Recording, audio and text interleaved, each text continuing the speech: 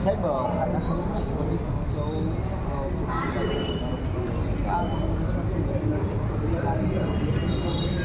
આ કોન્ફરન્સનો અમારો જે મુખ્ય હેતુ છે એ લીવરના રોગો જે અત્યારે ઉત્તરોત્તર વધી રહ્યા છે, ખાસ કરીને વ્યસન અને ફાસ્ટફૂડ, આ બે એવી વસ્તુઓ છે કે જેને કારણે મેક્સિમમ લીવરની સમસ્યા વધવાની સંભાવના છે. તે સંજોગોમાં all Gujarat Ayurveda medical association અને સેલ્બી હોસ્પિટલ એ બંને લીવરના બીમારીઓના અવેરનેસ માટેના આજનો આ મુખ્ય કાર્યક્રમ કર્યો છે.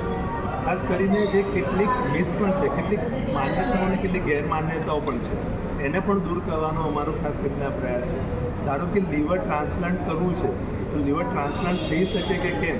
લીવર ટ્રાન્સપ્લાન્ટ કરવું તો આખું લીવર ટ્રાન્સપ્લાન્ટ કરવું પડે કે અડધું લીવર ટ્રાન્સપ્લાન્ટ કરવું પડે?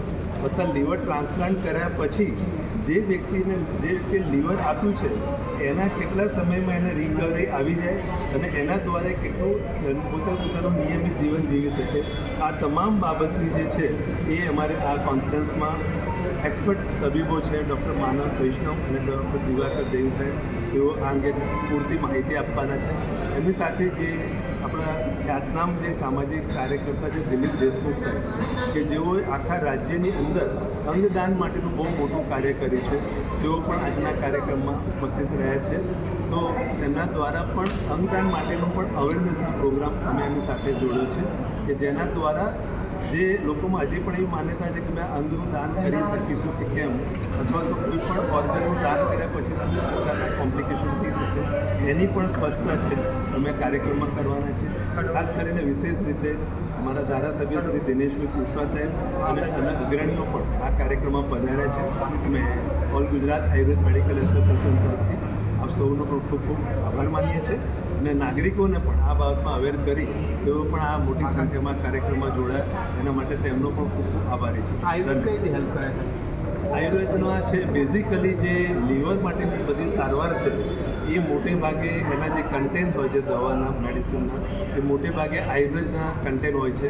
આપણે સૌ જાણીએ છીએ કે લીવર માટેની જે પ્રોડક્ટ છે એ ધારો કે લીવ 52થી લગાવીને લીવોમિલથી લગાવીને બાકીની જે લીવર પ્રોડક્ટ છે એ બધી જ પ્રોડક્ટ મોટે ભાગે બધી આયુર્વેદ પ્રોડક્ટ છે.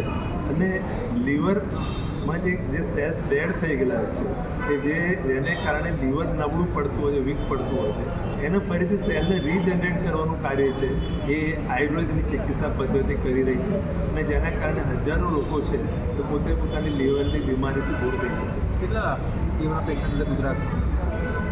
લીવરના પેશન્ટનું અત્યારે ઓલ ઓવર પ્રોપર એવું તો રેકોર્ડ ના કહી શકું, પરંતુ અત્યારે જે 10માંથી 1 પેશન્ટ આપણે એવું જોઈ રહ્યા છે કે જેને કંઈક ને કંઈક પ્રકારની નાની મોટી લીવરની બીમારી હોય અને એના સિવાય જે ખાસ કરીને જે પાચનની પ્રક્રિયાના જે રોગો છે જેને કારણે ડાયજેશનને પણ અસર થઈ છે, એવા વ્યક્તિઓનું પણ લીવર અત્યારે ડે બાય ડે નબળું પડ્યું હોય એ પ્રકારના સંશોધનો પણ અમને પ્રાપ્ત થયા છે.